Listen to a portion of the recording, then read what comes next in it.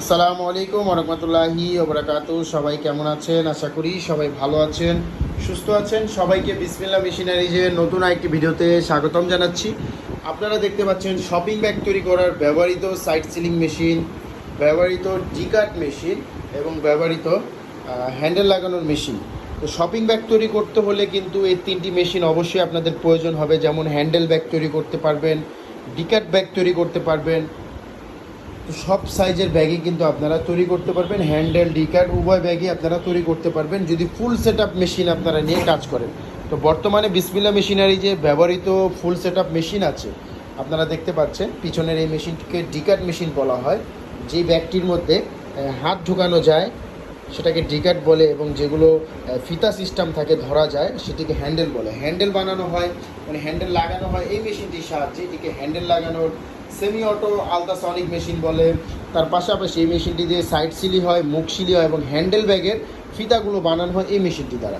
তো এই মেশিনটির সাথে কিন্তু আপনারা তিনটি ডাইস পেয়ে যাবেন, যেমন একটি সাইড সিলিং ডাইস লাগানো আছে, তার পাশাপাশি আরও দুটি ডাইস পাবেন, একটি মুখ সিলি, একটি বেল সিলি এবং একটি ফিতা বানানোর জন্য একটি ফিতা বানানোর ক্লিপ পেয়ে যাবেন, এবং তার পাশাপাশি ডাইস খোলা লাগানোর জন্য এক সেট এলেঙ্গি সেট পেয়ে যাবেন।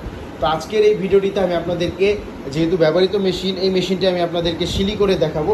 বা তাছাড়া এর আগে কিন্তু আপনারা এই আমাদের হ্যান্ডেল মেশিনটি দেখেছেন, এই হ্যান্ডেল মেশিনটি কিন্তু আমরা ব্যবহার করে আপনাদেরকে দেখিয়েছি, হ্যান্ডেল সিলি করে দেখিয়েছি। তো আজকে আমরা সাইড সিলিং মেশিনটি আপনাদেরকে সিলি করে দেখাবো। তো আপনারা ভিডিওটি শেষ পর্যন্ত দেখবেন। যারা শপিং ব্যাগের বিজনেস করতে চান তারা কিন্তু ব্যবহৃত সাইড সিলিং মেশিন নিতে পারেন। বিসমিল্লাহ মেশিনারিজে কিন্তু ব্যবহৃত সাইড সিলিং মেশিন অ্যাভেলেবেল আছে।